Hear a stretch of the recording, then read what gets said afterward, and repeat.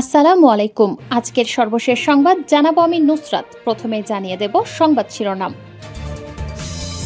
রাজনৈতিক দল নিষিদ্ধ করার পরিণাম ভবিষ্যতে ভয়ঙ্কর চর্চায় রূপ নেবে বললেন সালাউদ্দিন।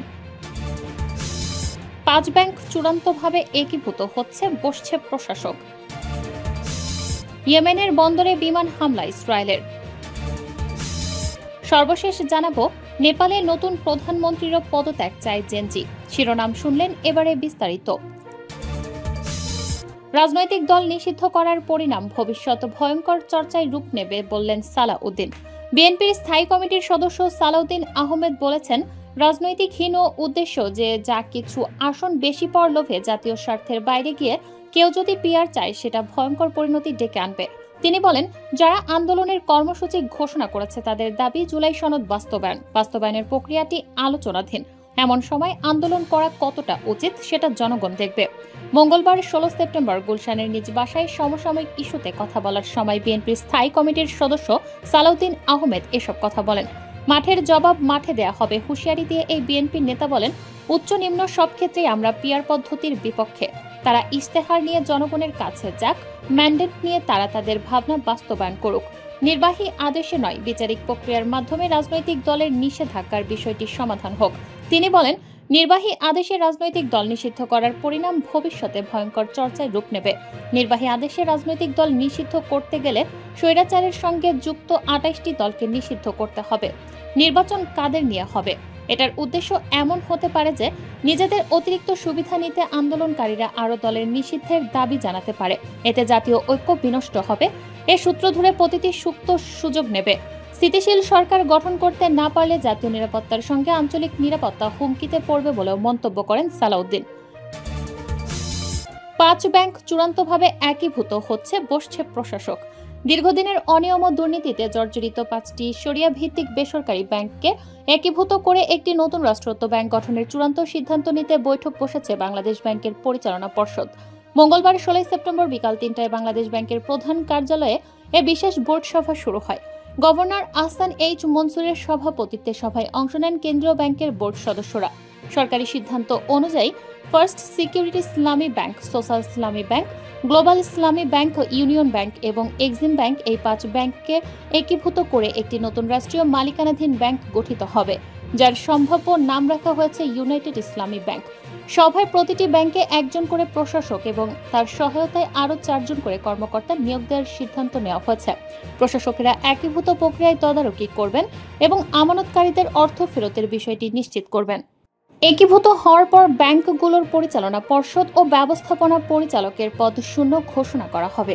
একই সঙ্গে বিদ্যমান শেয়ারধারীদের শেয়ারও শূন্য হয়ে যাবে। তবে কর্মকর্তা, কর্মচারী ও আমানতকারীদের সুরক্ষা নিশ্চিত করতে প্রয়োজনীয় পদক্ষেপ নেওয়া হবে।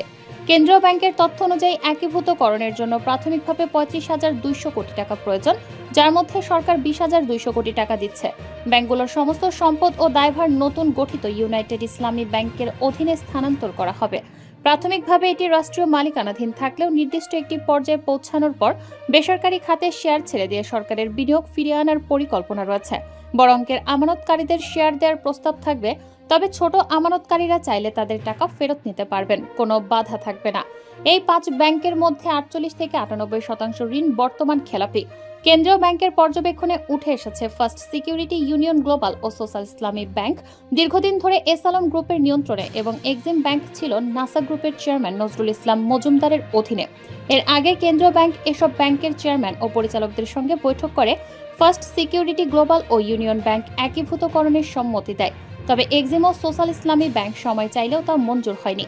বাংলাদেশ ব্যাংক আশা করছে একীভূতকরণ ব্যাংক খাতের প্রতি জনগণের আস্থা ফিরিয়ে আনবে এবং দীর্ঘদিন ধরে ইসলামী ব্যাংকিং খাতে চলমান অযাচিত হস্তক্ষেপ, অনিয়ম ও রাজনৈতিক প্রভাবের অবসান ঘটাবে। ইয়েমেনের বন্দরে বিমান হামলা ইসরায়েলের। ইসরায়েল ইয়েমেনের হোদেইদাহ বন্দরে হামলা চালিয়েছে। ইসরায়েল বলছে এই অভিযানটির লক্ষ্য হুতিদের ওপর দমনমূলক কার্যক্রম। মঙ্গলবার 16 সেপ্টেম্বর এই হামলার তথ্য প্রথমবার নিশ্চিত করেছে হুতি সমর্থিত আল মাসিরাহ টিভি। গণমাধ্যমটি 12 বিমান হামলার খবর জানিয়েছে। ইসরায়েলি সেনারা রেড সির উপকূলীয় শহরটিকে আঘাত হানে। এর কিছু ঘন্টা আগে তারা এলাকাটি খালি করার সতর্কতা জারি করেছিল। ইসরায়েলি সেনাবাহিনীর আরবি ভাষায় মুখপাত্র এভিচাই আড্রাই এক বার্তায় বলেছেন, আপনাদের নিরাপত্তার জন্য হোদেইদা বন্দরের সকল মানুষ এবং নোঙর করা জাহাজকে তাৎক্ষণিকভাবে এলাকা ত্যাগ করার আহ্বান জানাচ্ছি। 2013 সালের অক্টোবর থেকে গাজা ইসরায়েলের হামলার প্রতিক্রিয়ায় হুথিরা ফিলিস্তিনিদের পাশে দাঁড়িয়ে ড্রোন এবং ক্ষেপণাস্ত্র হামলা চালিয়েছে। তারা রেড সির জাহাজ ও ইসরায়েল লক্ষ্য করে ড্রোন হামলাও চালিয়েছে। প্রতিক্রিয়ায় ইসরায়েল হুথি নিয়ন্ত্রিত ইয়েমেনের বন্দর ও বিদ্যুৎ কেন্দ্র সহ গুরুত্বপূর্ণ অবকাঠামোতে হামলা চালিয়েছে এবং বেসামরিক এলাকা বোমা বর্ষণের লক্ষ্যবস্তু বানিয়েছে। গত 2 সপ্তাহে হুথিরা লাল সাগরের উপকূলে অবস্থিত ইলাত শহরের রামন বিমানবন্দরে ড্রোন হামলার দায় স্বীকার করেছে, যা 2 জনকেই আহত করেছে। এই হামলার কারণে বিমানবন্দরের কার্যক্রম প্রায় 2 ঘন্টা বন্ধ থাকে। গত বুধবার ইয়েমেনের রাজধানী সানা এবং আল জব প্রদেশে ইসরায়েলের হামলায় কয়েক ডজন মানুষ নিহত হয়। পরের দিন ইসরায়েলি সেনারা ইয়েমেনে থেকে উৎক্ষেপিত একটি ক্ষেপণাস্ত্র ধ্বংস করার কথা জানায়।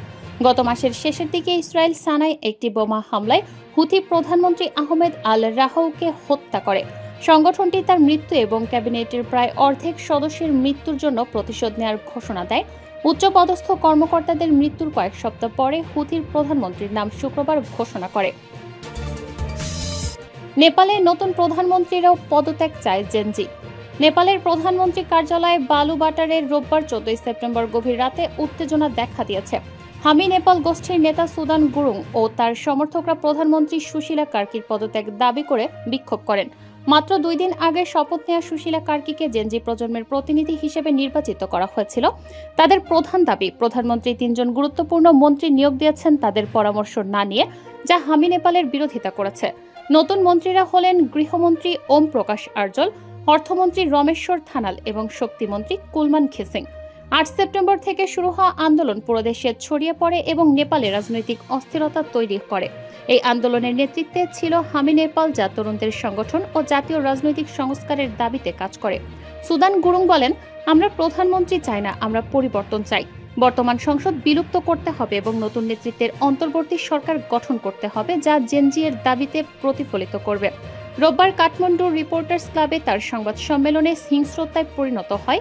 সাংবাদিকদের সঙ্গে তার ও সমর্থকদের মধ্যে হাতাহাতি হয়। হামি নেপাল দাবি করছে তাদের আন্দোলন এখন রাজনৈতিক শক্তির হাতে দখল হয়ে গেছে এবং তারা এই অবস্থা পরিবর্তন চায়। নেপালের তরুণ আইকন কাঠমান্ডুর মেয়র বালেন শাহ সুশীলা কার্কিকে সমর্থন করেছেন। মন্ত্রীরা হলেন গৃহমন্ত্রী ওম প্রকাশ আর্জল, অর্থমন্ত্রী রমেশ্বর থানাল এবং শক্তিমন্ত্রী কুলমান খেসিং। 8 সেপ্টেম্বর থেকে শুরু হওয়া আন্দোলন পুরো দেশে ছড়িয়ে পড়ে এবং নেপালে রাজনৈতিক অস্থিরতা তৈরি করে। এই আন্দোলনের নেতৃত্বে ছিল হামি নেপাল, যা তরুণদের সংগঠন ও জাতীয় রাজনৈতিক সংস্কারের দাবিতে কাজ করে। সুদান গুরুং বলেন, আমরা প্রধানমন্ত্রী চাই না, আমরা পরিবর্তন চাই। বর্তমান সংসদ বিলুপ্ত করতে হবে এবং নতুন নেতৃত্বের অন্তর্বর্তী সরকার